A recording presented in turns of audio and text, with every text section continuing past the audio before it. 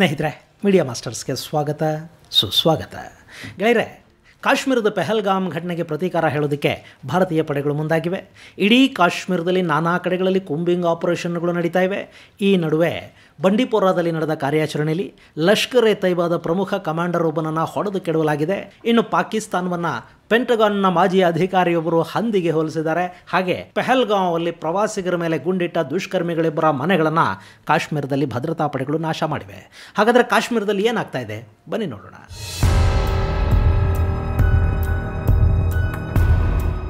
ಸ್ನೇಹಿತರೆ, ಕಾಶ್ಮೀರದ ಪೆಹಲ್ಗಾಂವ್ ಘಟನೆ ಭಾರತ ಮತ್ತು ಪಾಕಿಸ್ತಾನದ ನಡುವೆ ಉದ್ವಿಗ್ನ ವಾತಾವರಣಕ್ಕೆ ಕಾರಣ ಆಗ್ತಾ ಇದೆ. ಪಾಕಿಸ್ತಾನ ಗಡಿಯುದ್ದಕ್ಕೂ ತನ್ನ ಸೇನಾ ನಿಯೋಜನೆಯನ್ನು ಹೆಚ್ಚು ಮಾಡಿದೆ ಮತ್ತು ಗಡಿಯತ್ತ ಮತ್ತಷ್ಟು ಸೇನಾ ತುಕಡಿಗಳನ್ನು ರವಾನೆ ಕೂಡ ಮಾಡ್ತಾ ಇದೆ. ಹಾಗೆ ಏರ್ ಡಿಫೆನ್ಸ್ ಮತ್ತು ರಡಾರ್ಗಳನ್ನು ಅಲರ್ಟ್ ಮಾಡಲಿಟ್ಟಿದೆ. ಬುಧವಾರ ಹಾಗೂ ಗುರುವಾರ ಇಡೀ ರಾತ್ರಿ LOCಯಲ್ಲಿ ಪಾಕಿಸ್ತಾನಿ ಪಡೆಗಳು ನಿರಂತರವಾಗಿ ಗುಂಡಿನ ದಾಳಿ ನಡೆಸಿವೆ. ಅದಕ್ಕೆ ಭಾರತ ಕೂಡ ತಕ್ಕ ಪ್ರತ್ಯುತ್ತರವನ್ನು ಕೊಟ್ಟಿದೆ. ಪಾಕಿಸ್ತಾನ ಗಡಿಯಾಚೆಗಿಂದ ಸಣ್ಣ ಆಯುಧಗಳು ಅಂದರೆ ಬಂದೂಕುಗಳನ್ನು ಬಳಸಿ ಗುಂಡು ಹಾರಿಸ್ತಾ ಹೋಯಿತು ಅಂತ ಭಾರತೀಯ ಸೇನಾ ಮೂಲಗಳು ತಿಳಿಸಿವೆ. ಆದರೆ ಈ ದಾಳಿಯಲ್ಲಿ ಭಾರತದ ಕಡೆಯಲ್ಲಿ ಯಾವುದೇ ಸಾವು ನೋವು ಸಂಭವಿಸಿಲ್ಲ. ಪಾಕಿಸ್ತಾನದ ಕಡೆಯಿಂದ ಕೂಡ ಅಂಥದ್ದೇನೂ ವರದಿಯಾಗಿಲ್ಲ. ಇಲ್ಲಿ ಪಾಕಿಸ್ತಾನ ಭಾರತವನ್ನು ಕೆಣಕುವ ಪ್ರಯತ್ನವನ್ನು ನಿರಂತರವಾಗಿ ಮಾಡ್ತಾ ಇದೆ. ಉದ್ದೇಶ ತುಂಬ ಸ್ಪಷ್ಟ. ಈಗ ತುಂಬ ತುರ್ತಾಗಿ ಪಾಕಿಸ್ತಾನಿ ಸೇನಾ ಮುಖ್ಯಸ್ಥ ಮುಲ್ಲಾ ಜರ್ನಲ್ಗೆ ಭಾರತದ ಜೊತೆ ಒಂದು ಸಣ್ಣ ಪ್ರಮಾಣದ ಯುದ್ಧವೊಂದರ ಅಗತ್ಯ ಇದೆ. ಅದು ನಡೆದರೆ ಮಾತ್ರ ಪಾಕಿಸ್ತಾನದ ಆಂತರಿಕ ಪರಿಸ್ಥಿತಿಗಳು ಸುಧಾರಿಸೋದಕ್ಕೆ ಸಾಧ್ಯ. ಹೀಗಾಗಿ ಗಡಿಯಲ್ಲಿ ಪಾಕಿಸ್ತಾನದ ಸೇನೆ ಗುಂಡು ಹಾರಿಸೋ ಮೂಲಕ ಕದನ ವಿರಾಮವನ್ನು ಉಲ್ಲಂಘನೆ ಮಾಡೋ ಪ್ರಯತ್ನವನ್ನು ಮಾಡ್ತಾ ಇದೆ. ಗೆಳೆಯರೆ, ಪಾಕಿಸ್ತಾನಕ್ಕೆ ಈ ಸಂದರ್ಭದಲ್ಲಿ ಯುದ್ಧ ಯಾಕೆ ಬೇಕು ಅನ್ನೋದನ್ನು ಈ ಹಿಂದಿನ ವಿಡಿಯೋದಲ್ಲಿ ವಿವರವಾಗಿ ಹೇಳಿದ್ದೀನಿ. ಅದರ ಲಿಂಕನ್ನು ಡಿಸ್ಕ್ರಿಪ್ಷನ್ ಬಾಕ್ಸಲ್ಲಿ ಕೊಡ್ತಾ ಇದ್ದೀನಿ, ನೀವು ಅದನ್ನು ಕೂಡ ನೋಡಬಹುದು. ಇನ್ನು ಗಡಿಯಲ್ಲಿ ಪಾಕಿಗಳು ಮಾಡ್ತಾ ಇರೋ ಕದನ ವಿರಾಮ ಉಲ್ಲಂಘನೆಗೆ ತಕ್ಕ ಪ್ರತ್ಯುತ್ತರವನ್ನು ಭಾರತೀಯ ಪಡೆಗಳು ಕೂಡ ಕೊಡ್ತಾ ಇವೆ. ಈ ನಡುವೆ ಪೆಹಲ್ಗಾಂವ್ ದಾಳಿಯ ಶಂಕಿತರನ್ನು ಹುಡುಕುವ ಮತ್ತು ಕಾಶ್ಮೀರವನ್ನು ಇನ್ನೊಂದು ಸುತ್ತು ಕ್ಲೀನ್ ಮಾಡುವ ಕಾರ್ಯಾಚರಣೆಯನ್ನು ಭದ್ರತಾ ಪಡೆಗಳು ಆರಂಭ ಮಾಡಿವೆ. ಗೆಳೆಯರೆ, ಅಲ್ಲಿ ರಾಷ್ಟ್ರಪತಿ ಆಳ್ವಿಕೆ ಇದ್ದ ಸಂದರ್ಭದಲ್ಲಿ ಭದ್ರತಾ ಪಡೆಗಳಿಗೆ ಸಂಪೂರ್ಣ ಸ್ವಾತಂತ್ರ್ಯ ಆಯಿತು. ಅವರು ಕ್ಲೀನಿಂಗ್ ಕಾರ್ಯಾಚರಣೆಯನ್ನು ಯಾವ ಅಡ್ಡಿ ಆತಂಕಗಳು ಇಲ್ಲದೆ ಮಾಡ್ತಾಯಿದ್ರು. ಆದರೆ ಈಗಲ್ಲಿ ಚುನಾವಣೆಗಳು ನಡೆದು ರಾಜ್ಯ ಸರ್ಕಾರ ಒಂದು ರಚನೆಯಾಗಿದೆ. ಹೀಗಾಗಿ ಸೇನೆಯ ಕಾರ್ಯಾಚರಣೆಗಳಿಗೆ ಕೂಡ ಒಂದಷ್ಟು ಮಿತಿ ಬಿದ್ದಿದೆ. ಆದರೆ ಈಗ ಪೆಹಲ್ಗಾಂವ್ ಘಟನೆಯ ನಂತರ ಮತ್ತೆ ಕೂಂಬಿಂಗ್ ಆಪರೇಷನ್ಗಳಿಗೆ ವೇಗ ಸಿಕ್ಕಂತೆ ಕಾಣ್ತಾ ಇದೆ. ಇದೇ ಸಂದರ್ಭದಲ್ಲಿ ಗುರುವಾರ ಉಧಂಪುರ ಭಾಗದಲ್ಲಿ ಉಗ್ರರು ಕಂಡುಬಂದ ಬಗ್ಗೆ ಮಾಹಿತಿ ಸಿಕ್ಕ ಕೂಡಲೇ ಅಲ್ಲಿಗೆ ಭದ್ರತಾ ಪಡೆಗಳು ನುಗ್ಗಿವೆ. ಈ ಸಂದರ್ಭದಲ್ಲಿ ಉಗ್ರರು ಹಾಗೂ ಭಾರತೀಯ ಸೇನೆಯ ನಡುವೆ ಉಂಟಾದ ಗುಂಡಿನ ಚಕಮಕಿಯಲ್ಲಿ ಆಲಿ ಶೇಖ್ ಹುತಾತ್ಮರಾಗಿದ್ದಾರೆ. ಆ ವೀರ ಯೋಧನ ಬಲಿದಾನವನ್ನು ಭಾರತ ಸದಾ ನೆನಪಿಟ್ಟುಕೊಳ್ಳುತ್ತೆ.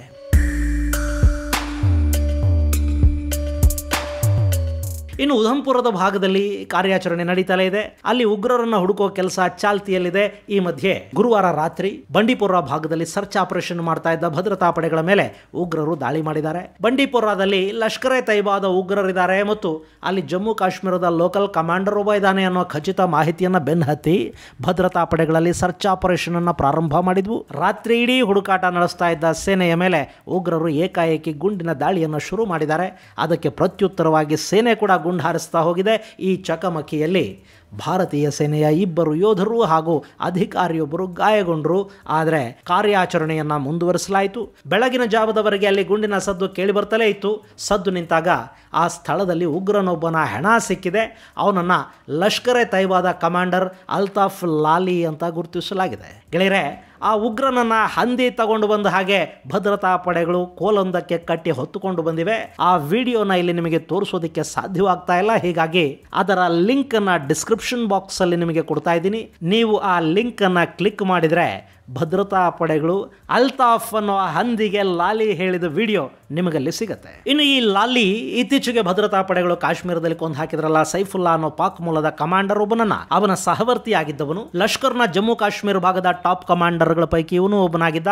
ಅಲ್ಲಿನ ಸಾಕಷ್ಟು ದಾಳಿಗಳ ಹಿಂದೆ ಇವನ ಕೈವಾಡ ಇತ್ತು ಅಂತ ಹೇಳಲಾಗ್ತಾ ಇದೆ. ಈಗ ಅವನ ಹೆಣವಾಗಿ ಮಲಗಿದ್ದಾನೆ. ಹಾಗೆ ಅಲ್ಲಿ ಇನ್ನುಳಿದ ಉಗ್ರರಿಗಾಗಿ ಕೂಡ ಹುಡುಕಾಟ ಮುಂದುವರಿತಾ ಇದೆ.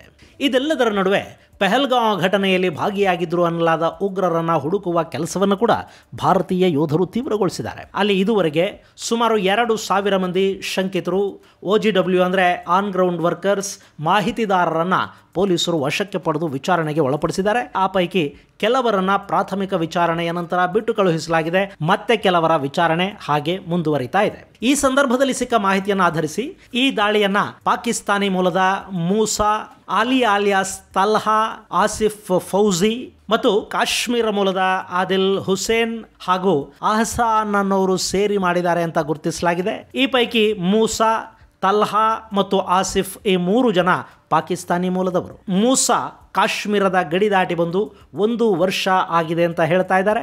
ಈ ದಾಳಿ ಅಲ್ಲದೆ ಇನ್ನೂ 3 ದಾಳಿಗಳ ಹಿಂದೆ ಅವನ ಕೈವಾಡ ಇರುವ ಬಗ್ಗೆ ಭದ್ರತಾ ಪಡೆಗಳು ಶಂಕೆ ವ್ಯಕ್ತಪಡಿಸಿವೆ.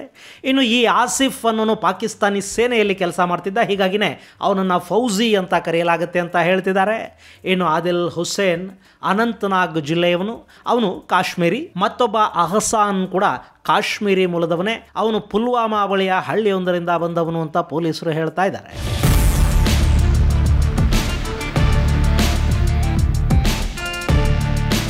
ಗೆಳೆಯರೆ, ಇಲ್ಲಿ ಸ್ಥಳೀಯರ ಸಹಕಾರ ಇಲ್ಲದೆ ಯಾವ ಕೆಲಸನೂ ಆಗೋದಕ್ಕೆ ಸಾಧ್ಯ ಇಲ್ಲ.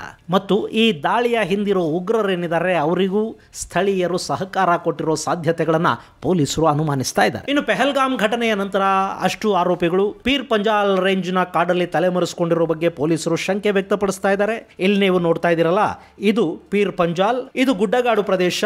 ಇಲ್ಲಿ ನೈಸರ್ಗಿಕವಾಗಿ ನಿರ್ಮಾಣಗೊಂಡ ಗುಹೆಗಳು ಇವೆ. ಅಲ್ಲಿ ಅಡಗಿ ಕೂತ್ರೆ ಸುಲಭವಾಗಿ ಭದ್ರತಾ ಪಡೆಗಳ ಕಣ್ಣಿಗೆ ಬೀಳೋದಿಲ್ಲ. ಜೊತೆಗೆ ಎತ್ತರದ ಪ್ರದೇಶದಲ್ಲಿರೋದ್ರಿಂದ ಕೂಂಬಿಂಗ್ ಮಾಡೋದಕ್ಕೆ ಬಂದವರು ಕೂಡ ಇವರ ಕಣ್ಣಿಗೆ ಸುಲಭವಾಗಿ ಬೀಳುವ ಅವಕಾಶ ಇರುತ್ತೆ. ಹೀಗಾಗಿ ಈ ಉಗ್ರರಿಲ್ಲಿ ಅಡಗಿ ಕೂತಿದ್ದಾರೆ ಅಂತ ಹೇಳಲಾಗ್ತಾ ಇದೆ. ಈಗ ಅಲ್ಲಿ ಕೂಡ ಹುಡುಕಾಟ ತೀವ್ರಗೊಂಡಿದೆ. ಇನ್ನು ಒಂದು ಕಡೆ ಉಗ್ರರನ್ನು ಹುಡುಕೋ ಕೆಲಸ ನಡೀತಿದ್ರೆ, ಮತ್ತೊಂದು ಕಡೆ ಆದಿಲ್ ಹುಸೇನನ ಅನಂತನಾಗ್ ಜಿಲ್ಲೆಯ ಬಿಜ್ಬೆಹರ ಮನೆಯಲ್ಲಿ, ಹಾಗೆ ಮತ್ತೊಬ್ಬ ಶಂಕಿತ ಅಹಸಾನ್ ಶೇಖ್ನ ತ್ರಾಲ್ನಲ್ಲಿನ ಮನೆಯಲ್ಲಿ ಒಂದಷ್ಟು ಶೋಧ ಕಾರ್ಯಗಳನ್ನು ಭದ್ರತಾ ಪಡೆಗಳು ಹಾಗೂ ಪೊಲೀಸರು ಮಾಡಿದ್ದಾರೆ. ಈ ಸಂದರ್ಭದಲ್ಲಿ ಅಲ್ಲಿ ಆದಿಲ್ ಹುಸೇನ್ನ ಮನೆಯಲ್ಲಿ ಒಂದಷ್ಟು ಮದ್ದುಗುಂಡುಗಳು ಹಾಗೆ ಸ್ಫೋಟಕ ಪದಾರ್ಥಗಳು ಕೂಡ ಪತ್ತೆಯಾಗಿವೆ. ಅದನ್ನೇ ಬಳಸಿ ಅವನ ಮನೆಯನ್ನು ಭದ್ರತಾ ಪಡೆಗಳು ಸ್ಫೋಟಿಸಿವೆ. ಕಾಶ್ಮೀರದಲ್ಲಿ ಬಹುಶಃ ಮೊದಲ ಬಾರಿಗೆ ಉಗ್ರ ಚಟುವಟಿಕೆಗಳಲ್ಲಿ ಭಾಗಿಯಾಗಿದ್ದವನೊಬ್ಬನ ಮನೆಯನ್ನು ಅವನದ್ದೇ ಮನೆಯಲ್ಲಿ ಸಿಕ್ಕ ಸ್ಫೋಟಕಗಳನ್ನು ಬಳಸಿ ಸ್ಫೋಟಿಸುವ ಕೆಲಸ ನಡೆದಿದೆ. ಹಾಗೆ ಅಹಸಾನ್ ಶೇಖನ ಮನೆಯನ್ನು ಬುಲ್ಡೋಜರ್ ನುಗ್ಗಿಸಿ ಕೆಡವಲಾಗಿದೆ. ಗೆಳೆಯರೆ, ನಮ್ಮಲ್ಲಿ ಕಲ್ಲು ತೂರಾಟ ಮಾಡೋರು, ಗಲಭೆಗಳಲ್ಲಿ ಭಾಗಿಯಾಗುವ ಆರೋಪಿಗಳ ಮನೆಗಳ ಮೇಲೆ ಬುಲ್ಡೋಜರ್ ನುಗ್ಗಿಸುವ ಅಭ್ಯಾಸ ಉತ್ತರ ಪ್ರದೇಶದಿಂದ ಆರಂಭ ಆಯಿತು. ಅದನ್ನೀಗ ಕೆಲ ರಾಜ್ಯಗಳು ಮುಂದುವರಿಸ್ತಾ ಇವೆ. ಅದಕ್ಕೆ ಇತ್ತೀಚೆಗೆ ಸುಪ್ರೀಂ ಕೋರ್ಟ್ ಆಕ್ಷೇಪವನ್ನು ವ್ಯಕ್ತಪಡಿಸಿತು. ತಕ್ಷಣದ ನ್ಯಾಯ ಒಳ್ಳೆಯದಲ್ಲ, ಇಷ್ಟಕ್ಕೂ ಅವರಿಗೆ ಶಿಕ್ಷೆ ಕೊಡೋದಕ್ಕೆ ನೀವು ಯಾರು? ನ್ಯಾಯಾಲಯದ ಕೆಲಸವನ್ನು ಪೊಲೀಸರು, ನಗರ ಪಾಲಿಕೆಗಳು ಮಾಡೋದು ಸರಿಯಲ್ಲ ಅಂತ ನ್ಯಾಯಾಲಯ ಹೇಳ್ತು. ಈಗ ಕೆಲ ಕಡೆಗಳಲ್ಲಿ ಮನೆಗಳ ಮೇಲೆ ಬುಲ್ಡೋಜರ್ ನುಗ್ಗೋದು ಕಡಿಮೆ ಆಗಿದೆ. ಮತ್ತು ಕೆಲವು ಕಡೆಗಳಲ್ಲಿ ಅದು ಈಗಲೂ ಮುಂದುವರಿತಾ ಇದೆ. ಆದರೆ ಕಾಶ್ಮೀರದಲ್ಲಿ ಬಹುಶಃ ಹೀಗೆ ಅಧಿಕೃತವಾಗಿ ಉಗ್ರನ ಮನೆಯಲ್ಲಿ ಸಿಕ್ಕ ಮದ್ದುಗುಂಡುಗಳನ್ನು ಅವನದ್ದೇ ಮನೆಯಲ್ಲಿಟ್ಟು ಸ್ಫೋಟಿಸಿದ್ದು ಮತ್ತು ಉಗ್ರನೊಬ್ಬನ ಮನೆಯ ಮೇಲೆ ಬುಲ್ಡೋಜರ್ ನುಗ್ಗಿಸಿದ್ದು ಇದೇ ಮೊದಲಿರಬೇಕು. ಈ ಹಿಂದೆ ಕಾರ್ಯಾಚರಣೆಗಳ ವೇಳೆ ಮನೆಗಳನ್ನು ಸ್ಫೋಟಿಸೋದು, ಉಗ್ರರು ಅಡಗಿರುವ ಮನೆಗಳ ಒಳಕ್ಕೆ ವಾಹನಗಳನ್ನು ನುಗ್ಗಿಸೋದು ಇದೆಲ್ಲ ನಡೀತಿತ್ತು. ಆದರೆ ತಲೆಮರೆಸಿಕೊಂಡ ಉಗ್ರನೊಬ್ಬನ ಮನೆಯನ್ನ ಕೆಡವಿದ ಘಟನೆ ಕಾಶ್ಮೀರದಲ್ಲಿ ಮೊದಲ ಬಾರಿ ನಡೆದಂತಿದೆ. ಇದು ಇನ್ನಿತರ ಉಗ್ರರನ್ನ ಸಾಕಿ ಸಲಹುವ, ಅವರಿಗೆ ಆಶ್ರಯವನ್ನು ಕೊಡುವ ಧೂರ್ತರಿಗೆ ಒಂದು ಪಾಠ ಆಗಲಿ. ಇನ್ನು ಇದೆಲ್ಲದರ ನಡುವೆ ಪಾಕಿಸ್ತಾನದ ಬಗ್ಗೆ, ಇನ್ನು ಅಲ್ಲಿನ ಸೇನಾ ಮುಖ್ಯಸ್ಥ ಮುಲ್ಲಾ ಜರ್ನಲ್ ಬಗ್ಗೆ ಅಮೆರಿಕಾದ ಪೆಂಟಗಾನಿನ ಮಾಜಿ ಅಧಿಕಾರಿ ಮೈಕೆಲ್ ರೂಬಿನ್ ಒಂದು ಸತ್ಯವನ್ನು ಹೇಳಿದ್ದಾರೆ. ಅವರ ಪ್ರಕಾರ ಉಗ್ರ ಒಸಾಮಾ ಬಿನ್ ಲಾಡೆನ್ ಹಾಗೂ ಪಾಕಿಸ್ತಾನದ ಸೇನಾ ಮುಖ್ಯಸ್ಥ ಜನರಲ್ ಆಸಿಮ್ ಮುನೀರ್ ನಡುವೆ ದೊಡ್ಡ ವ್ಯತ್ಯಾಸ ಏನಿಲ್ಲ. ಲಾಡೆನ್ ಗಡ್ಡ ಬಿಟ್ಟಿದ್ದ, ಇವನು ಶೇವ್ ಮಾಡ್ಕೊತಾನೆ. ಲಾಡೆನ್ ಗುಹೆಗಳಲ್ಲಿ ವಾಸ ಮಾಡ್ತಿದ್ದ, ಇವನು ಅರಮನೆಯಲ್ಲಿ ವಾಸ ಮಾಡ್ತಾನೆ. ಅಷ್ಟು ಬಿಟ್ರೆ ಇಬ್ಬರ ಮನಸ್ಥಿತಿಯಲ್ಲಿ ಯಾವ ವ್ಯತ್ಯಾಸನೂ ಇಲ್ಲ. ಇಲ್ಲಿ ಇಬ್ಬರು ಉಗ್ರರೇ ಅಂತ ಮೈಕೆಲ್ ರೂಬಿನ್ ಹೇಳಿದ್ದಾರೆ. ಹಾಗೆ ರೂಬಿನ್ ಪೆಹಲ್ಗಾಮ್ ಘಟನೆಯ ಬಗ್ಗೆ ತೀವ್ರ ಸಂತಾಪವನ್ನು ವ್ಯಕ್ತಪಡಿಸಿದ್ದಾರೆ. ಮತ್ತು ಪಾಕಿಸ್ತಾನ ಅನ್ನೋದು ಭಯೋತ್ಪಾದಕ ದೇಶ ಅಂತ ಹೇಳಿರೋ ರೂಬಿನ್, ಪಾಕಿಸ್ತಾನವನ್ನು ಬದಲಾಯಿಸಬೇಕು ಅಂದ್ಕೊಳ್ಳೋದು ಲಿಪ್ಸ್ಟಿಕ್ ಹಚ್ಚಿ ಹಂದಿಯನ್ನು ಸುಂದರವಾಗಿ ಕಾಣುವ ಹಾಗೆ ಮಾಡಬೇಕು ಅಂದುಕೊಂಡಷ್ಟೇ ಅವಿವೇಕ ಆಗುತ್ತೆ. ತುಟಿಗೆ ಲಿಪ್ಸ್ಟಿಕ್ ಹಚ್ಚಿದ್ರೂ ಕೂಡ ಹಂದಿನೇ ಅಂತ ಹೇಳೋ ಮೂಲಕ ಪಾಕಿಸ್ತಾನದ ಯೋಗ್ಯತೆ ಏನು ಅನ್ನೋದನ್ನು ತಿಳಿಸಿದ್ದಾರೆ. ಹಾಗೆ ಭಾರತ ಪಾಕಿಸ್ತಾನದ ವಿರುದ್ಧ ಇಸ್ರೇಲಿನ ಮಾದರಿಯಲ್ಲಿ ದಾಳಿಗೆ ಮುಂದಾಗಬೇಕು ಅನ್ನೋ ಮಾತನ್ನು ರೂಬಿನ್ ಹೇಳಿದ್ದಾರೆ. ಆದರೆ ಇಸ್ರೇಲಿಗೂ ಭಾರತಕ್ಕೂ ಸಾಕಷ್ಟು ವ್ಯತ್ಯಾಸ ಇದೆ. ಭಾರತ ಇಸ್ರೇಲ್ ಆಗೋದಕ್ಕೆ ಸಾಧ್ಯ ಇಲ್ಲ. ಯಾಕೆಂದರೆ ಪಾಕಿಸ್ತಾನ ಅನ್ನೋದು ಗಾಜಾಪಟ್ಟಿ ಅಲ್ಲ, ಅದು ಒಂದು ದೇಶ. ಅಲ್ಲಿ ಕೂಡ ಅಣ್ವಸ್ತ್ರಗಳಿವೆ. ಜೊತೆಗೆ ಅಂತಾರಾಷ್ಟ್ರೀಯ ಸಮುದಾಯದ ಬೆಂಬಲವನ್ನು ಪಡ್ಕೊಳ್ಳದೆ, ಪಾಕಿಸ್ತಾನವನ್ನು ಸಂಪೂರ್ಣವಾಗಿ ಏಕಾಂಗಿಯನ್ನು ಮಾಡದೆ, ಒಂದು ಪೂರ್ಣ ತಯಾರಿ ಇಲ್ಲದೆ ಯುದ್ಧ ಆಗಬಾರದು ಅನ್ನೋದು ಸಾಕಷ್ಟು ರಕ್ಷಣಾ ತಜ್ಞರ ಅಭಿಪ್ರಾಯ ಕೂಡ. ಹೀಗಾಗಿ ಭಾರತ ಇಸ್ರೇಲ್ನ ಥರ ಅಲ್ಲ, ಭಾರತದ ಥರಾನೇ ದಾಳಿ ಮಾಡುತ್ತೆ ಮತ್ತು ಪಾಕಿಸ್ತಾನಕ್ಕೊಂದು ಪಾಠವನ್ನು ಕೂಡ ಈ ಬಾರಿ ಕಲಿಸುತ್ತೆ. ಆದರೆ ಅದಕ್ಕಾಗಿ ಸ್ವಲ್ಪ ಕಾಯಬೇಕಾಗಿ ಬರಬಹುದು ಅಷ್ಟೇ. ಇದು ಗೆಳೆಯರೆ ಲಷ್ಕರ್ ಕಮಾಂಡರ್ ಒಬ್ಬನ ಅಂತ್ಯ ಮತ್ತು ಕಾಶ್ಮೀರದಲ್ಲಿ ನಡೀತಿರೋ ವಿದ್ಯಮಾನಗಳಿಗೆ ಸಂಬಂಧಪಟ್ಟ ಒಂದಷ್ಟು ಮಾಹಿತಿ. ಮುಂದಿನ ಸಂಚಿಕೆಯಲ್ಲಿ ಮತ್ತಷ್ಟು ವಿಶೇಷಗಳ ಜೊತೆ ಮತ್ತೆ ಭೇಟಿಯಾಗೋಣ. ಅಲ್ಲಿವರೆಗೆ ಜೈ ಹಿಂದ್, ಜೈ ಕರ್ನಾಟಕ.